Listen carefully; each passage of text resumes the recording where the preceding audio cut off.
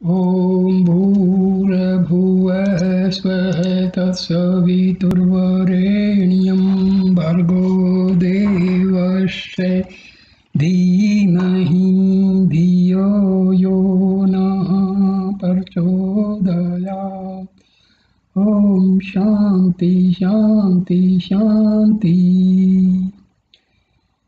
उपनिषदों के ऋषियों ने सूक्ष्म बातें समझाने के लिए कहानियों का सहारा लिया था। हमारा जो दिमाग है वो कहानियों के द्वारा काफ़ी उलझी हुई बातें भी बड़ी आसानी से समझ लेता है। तो उपनिषदों के ऋषियों ने इस पद्धति का काफ़ी इस्तेमाल किया है और ज़्यादातर उपनिषदों में कहानियाँ हैं। आज मैं आपको एक कहानी सुनाता हूँ जिसमें देवताओं की शक्ति की परीक्षा की गई है। जब देवता और असुरों में युद्ध हुआ था तो देवताओं को विजय प्राप्त हो गई थी। इस विजय से उनके अंदर काफ़ी घमंड आ गया था। परमात्मा को अपने भक्तों में घमंड जो है पसंद नहीं होता है, तो उनका घमंड दूर करने के लिए प्रभु ने एक युक्ति का इस्तेमाल किया है। तो सुनिए ये कहानी। देवताओं और असुरों में बहुधा पड़ती नहीं थी, हमेशा लड़ाइयाँ होती रहती थी। आए दिन थोड़ी थोड़ी बातों में उनके बीच लड़ाई झगड़ा हुआ करता था। एक बार यह अनबन बहुत बढ़ गई और दोनों ओर से जमकर लड़ाई की तैयारी हुई। देवताओं के राजा इंद्र ने अग्नि, वायु आदि बलवान देवताओं की सहायता से डटकर असुरों का सामना किया।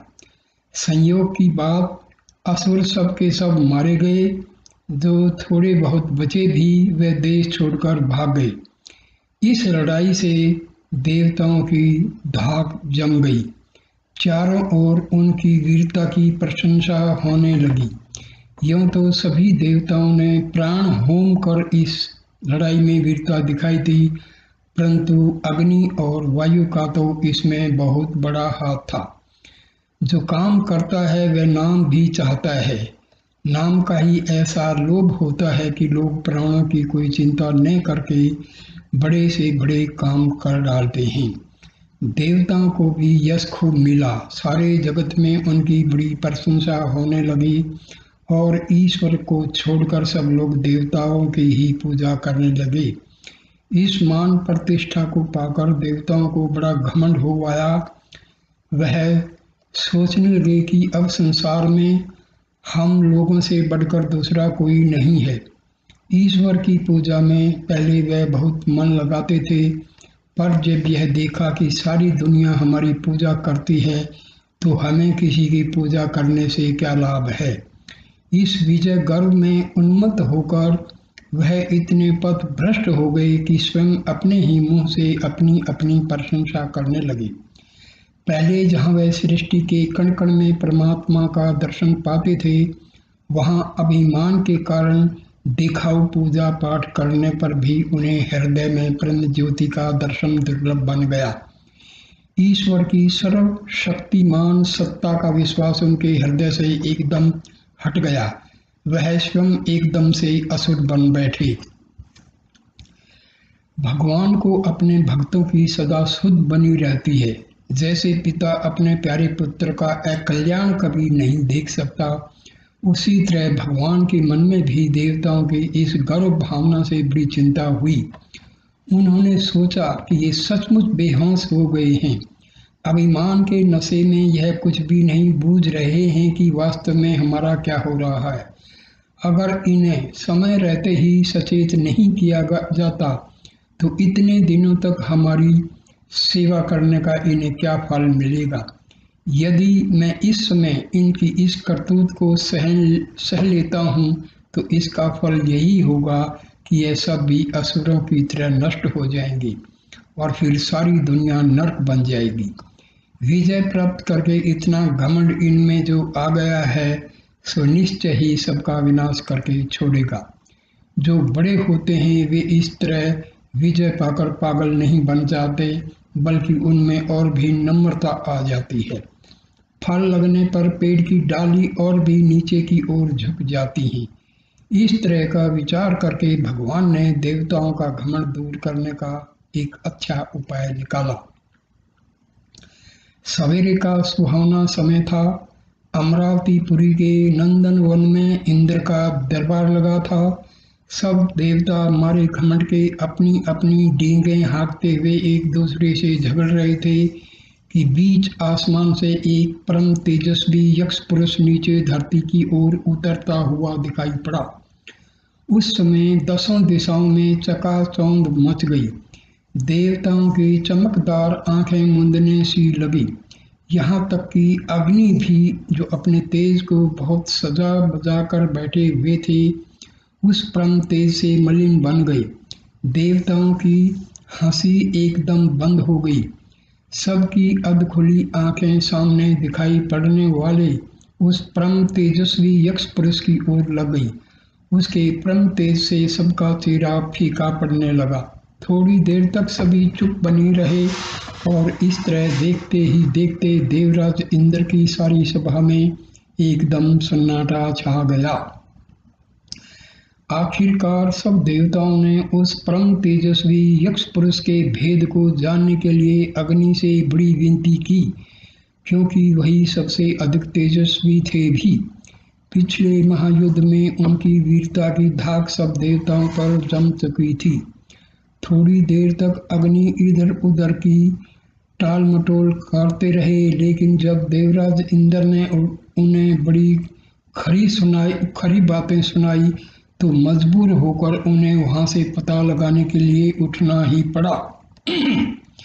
निरुपाय अग्नि मारे शर्म के उस तेजस्वी यक्ष पुरुष की ओर धीरे धीरे बढ़ाने लगे, किंतु थोड़ी दूर तक भी नहीं पहुंच सके थे कि उनका बुरा हाल होने लगा।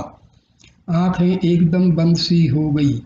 शिवा प्रकाश की जुम्हइयों के उनकी आंखों से वह यक्ष पुरुष की आकृति भी धीरे धीरे गुम होने लगी। तेज की भयानक गर्मी से उनका शरीर जलने लगा, पर क्या करते, बाध्य होकर समीप तक तो जाना ही था। किसी तरह अग्नि उस यक्ष पुरुष से थोड़ी दूर पर पहुंच तो गए, परंतु वहां जाकर भी उनकी बोलने की हिम्मत नहीं हुई। थोड़ी देर तक आंखें बंद कर वह असह्य ताप सहन करते हुए किसी तरह केवल खड़ी रही। भगवान को दया आई। अपनी मंद मुस्कुराहट से आकाश और दिशाओं को उद्भासित करते हुए वह बोले, भाई तुम कौन हो? इस तरह यहाँ खड़े होने का तुम्हारा उद्देश्य क्या है? अग्नि का तेज अभी इतना गला तो था नहीं। सवर को बनावटी ढंग से गंभीर बनाते हुए उन्होंने कहा, मेरा नाम अग्नि है। कोई कोई मुझे जात वेदा भी कहते हैं। मैं जानना चाहता हूँ कि आप कौन हैं। भगवान ने देखा कि अग्नि का सवर कितना बनावटी है और इसमें घमंड की बू तनिक भी कम नहीं हुई है। भीतर की बातें बाहर लाने के लिए उन्होंने पूछा, भाई अग्नि, क्या मुझे यह बतला सकते हो कि तुम्हारा काम क्या है? अग्नि को उस तेजस्वी पुरुष की इन विनयपूर्ण बातों से और भी बढ़ावा मिला। आंखों को खोलने की चेष्टा करते हुए उन्होंने कहा, तेजस्वी पुरुष, क्या आपको अग्नि का पराक्रम मालूम नहीं है? मैं सारे संसार को पल भर में जला देने की शक्ति रखता हूँ। धरती की तो बात ही क्या, आसमान में जितने तारे हैं वह भी हमारे तेज से पल भर भी नहीं ठहर सकते।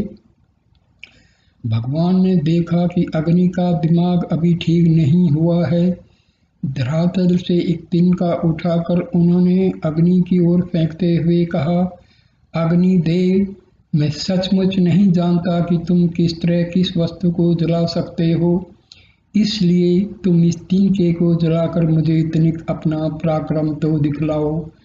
अग्नि से इतनी बातें कह भगवान ने अग्नि के शरीर से अपना तेजस्वी रूप भीतर ही भीतर अपने में खींच लिया, जिसे देखते ही देखते अग्नि का तेजस्वी शरीर निस्तेज होकर धूमिल पड़ गया। अपने पूरे पराक्रम को याद करके वह उस तिनके को जलाने के लिए तैयार तो हो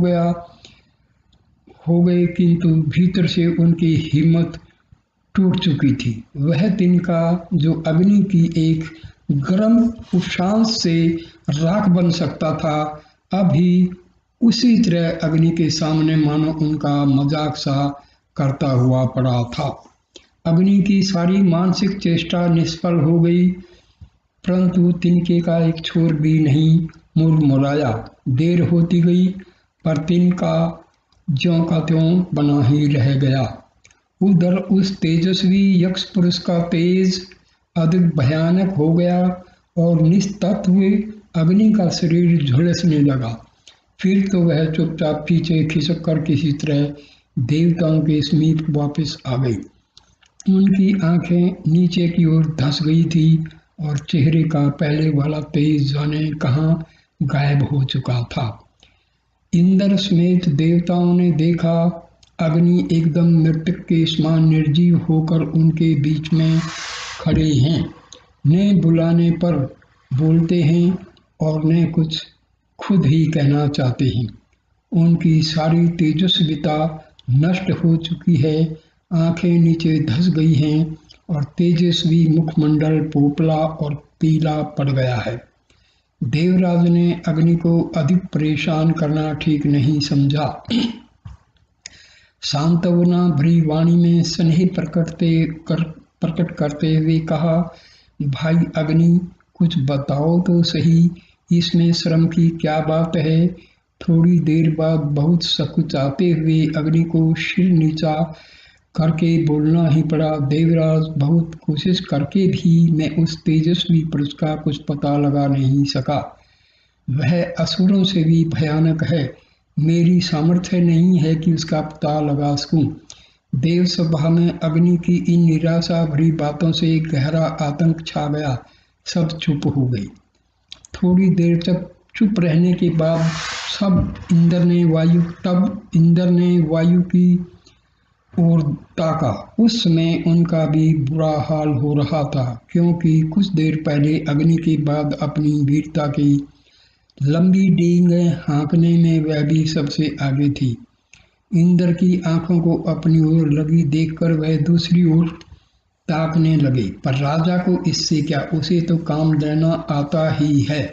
सभा की चुप्पी तोड़ते हुए देवराज ने पुकारा, वायु, मैं समझता हूँ कि तुम्हें उस तेजस्वी यक्ष पुरुष का पता लगाने में कोई कठिनाई नहीं होगी।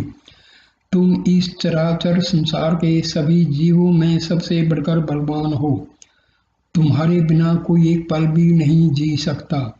जाओ देखो तो वह कौन है। देवराज अपने साथियों की इतनी तारीफ कभी करते नहीं थे। वायु का गिरा मन हरा हो उठा।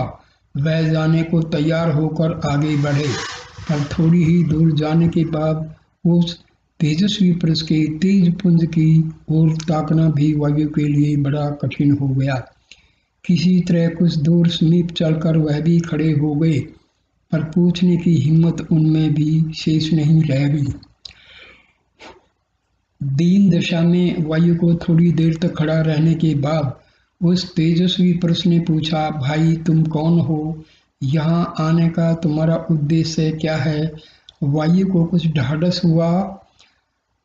शरीर को कुछ सजीव बनाने की चेष्टा करते हुए उन्होंने कहा, सौम्य, मेरा नाम वायु है। सारे संसार का जीवन मेरे हाथ में रहता है। क्या तुम मुझे जानते नहीं? सारी पृथ्वी की सुगंध में अपने में समेट कर बहता हूँ। इसी से कोई कोई मुझे गंधवाह भी कहते हैं। संसार की कोई भी वस्तु आसमान में नहीं चल सकती, पर मैं वहाँ भी बेरोक टोक चलता हूँ।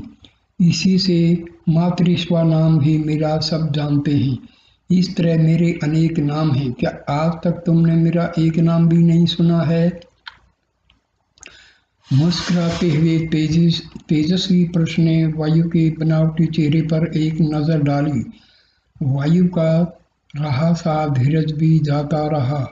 आंखें एकदम मुंद गई, नसों में सनसनाहट पैदा हो गई। तेजस्वी पुरुष ने कहा, भाई नाम तो मैंने तुम्हारा अवश्य कहीं सुना है, पर काम देखना चाहता हूँ। क्या तुम अपने काम के बारे में कुछ हमें बतला सकते हो? वायु को विश्वास हो गया कि जो मेरा नाम जानता है वह मेरी प्रतिष्ठा भी करेगा। उसके सामने अपने कामों को दिखा देना ठीक ही है।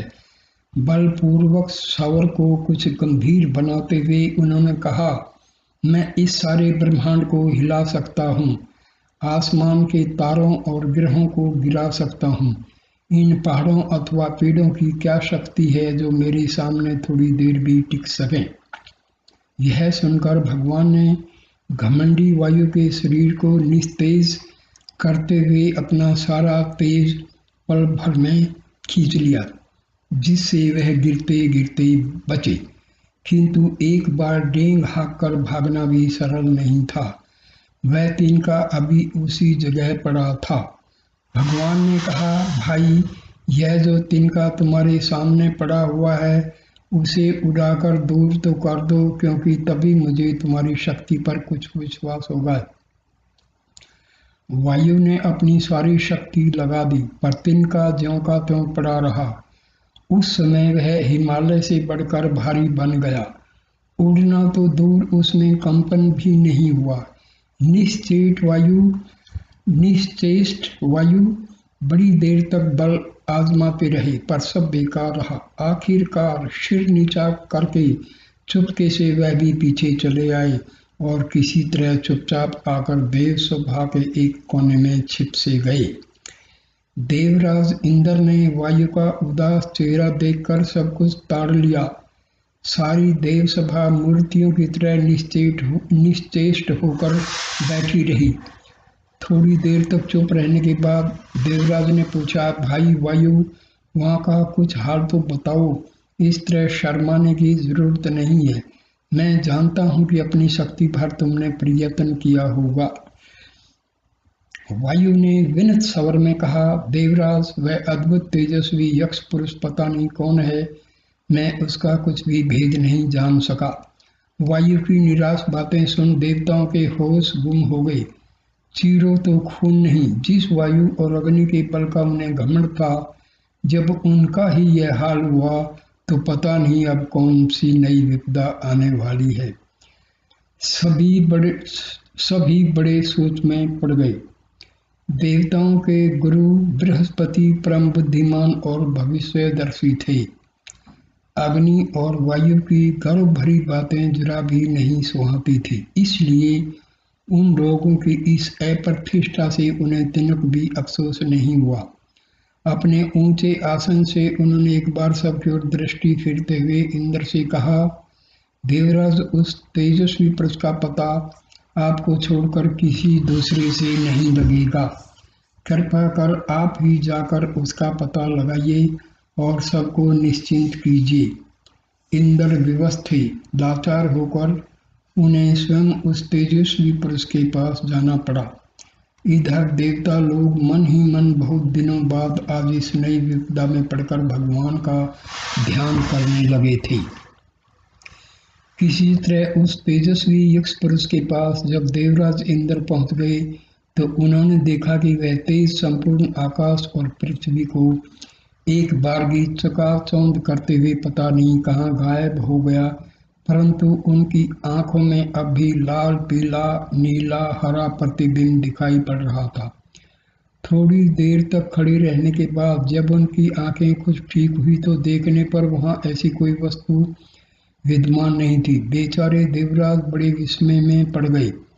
कुछ भी हो, जिन्होंने देवताओं पर इतने दिनों तक शासन किया, परम बुद्धिमान तथा शक्तिशाली असुरों को हराया, वह इतनी जल्दी हिम्मत कैसे हारते? उन्होंने समझ लिया कि सिवाय भगवान के और किसी दूसरे की करतूत यह नहीं है।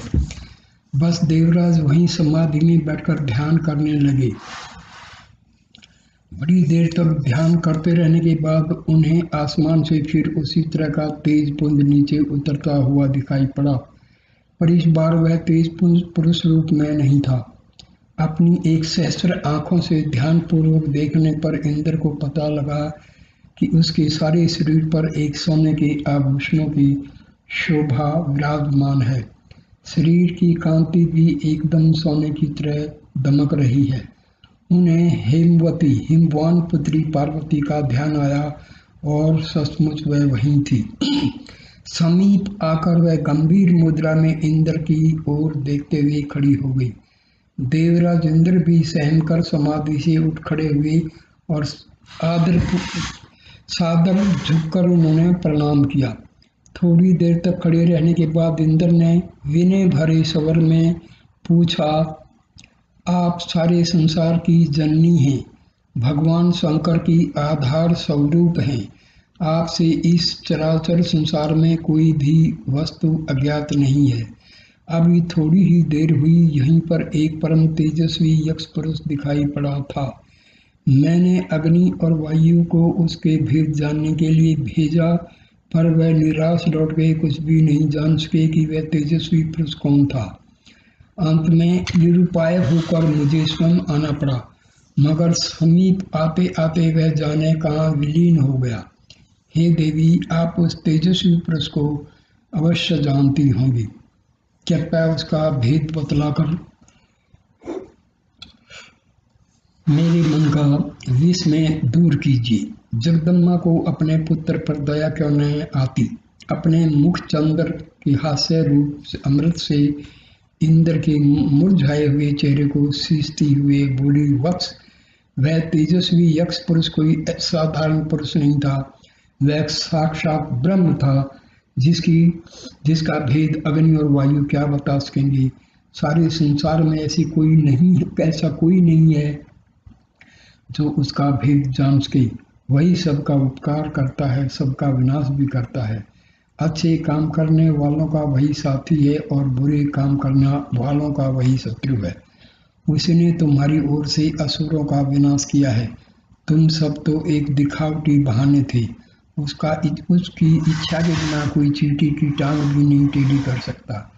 अग्नि और वायु ने बहुत चाहा कि उस तिनके का कुछ बिगाड़ दे, मगर उसकी जब इच्छा नहीं थी तो वह क्या कर सकती थी।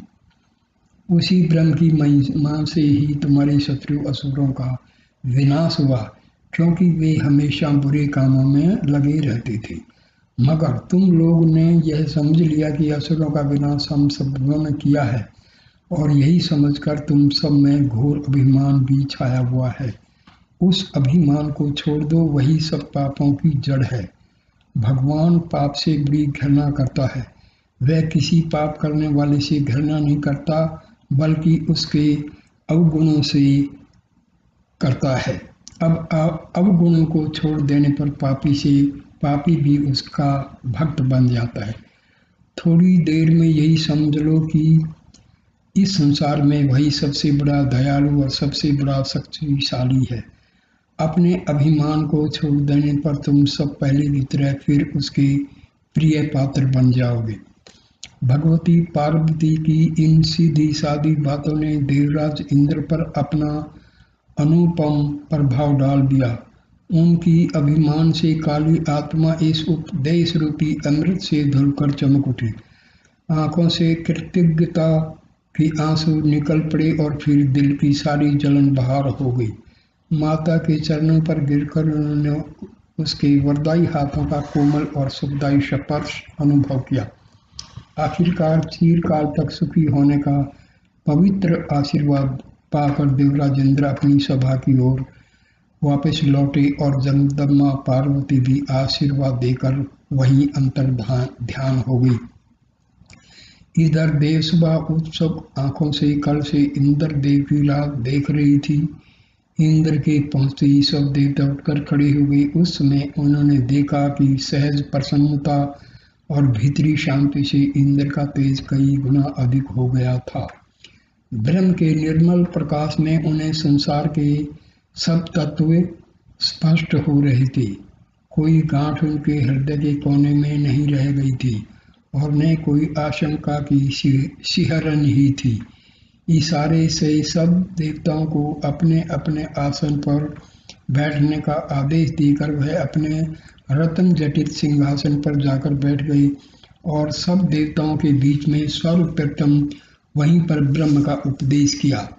इंद्र के उपदेश रूपी अमृत में अग्नि और वायु आदि गर्वोन्नत देवताओं की क्लुषित और मुमूर्ष आत्मा भी हरी भरी हो गई और ब्रह्म रस के अद्भुत संचार से उनकी पूर्ण शक्ति फिर वापस आ गई। सारे देवताओं की दूषित भावनाएं सदा के लिए दब गई। सब लोग नए सिरे से जन्म पाने के समान सुखदायी जीवन का अनुभव करने लगे। अब यह सचमुच विजयी देवता बन गए थे, क्योंकि उनके भीतर शत्रु घमंड रूपी असुर की सदा के लिए मृत्यु हो गई थी, जो करोड़ों असुरों से भी बढ़कर भयानक था। ये कहानी जो है केनोपनिषद से ली गई है। इसका मुख्य जो शिक्षा हमें मिलती है कि हमें हमेशा अपना जो भी उपलब्धि है वो प्रभु को ही अर्पण कर देनी चाहिए, क्योंकि हमें जो करने की शक्ति मिलती है वो किससे मिलती है? वो हमारी आत्मा से मिलती है। आत्मा क्या है? आत्मा ही तो ब्रह्म है। तो हमेशा जो भी कार्य आपसे हो उसको भगवान को अर्पित कर दो। कभी भी अपनी किए पर घमंड नहीं करना चाहिए। घमंड जो है हमारी बुद्धि को, हमारे मन को जो है कलुषित कर देता है और ये हमारे लिए आध्यात्मिक के रास्ते पर जो हम चल रहे हैं उसमें बहुत बड़ी बाधा बन जाता है। नमस्कार दोस्तों, यह पहली कहानी है। मैं और भी जितनी कहानियाँ हैं उनके वीडियो आपको ज़रूर दूंगा। कृपा करके जो है मेरी चैनल को सब्सक्राइब ज़रूर करना, ताकि ये और शेयर भी करना और कमेंट भी लिखना। आप क्वेश्चन जो है कर सकते हैं, पूछ सकते हैं। नमस्कार। ओम शांति शांति शांति ही।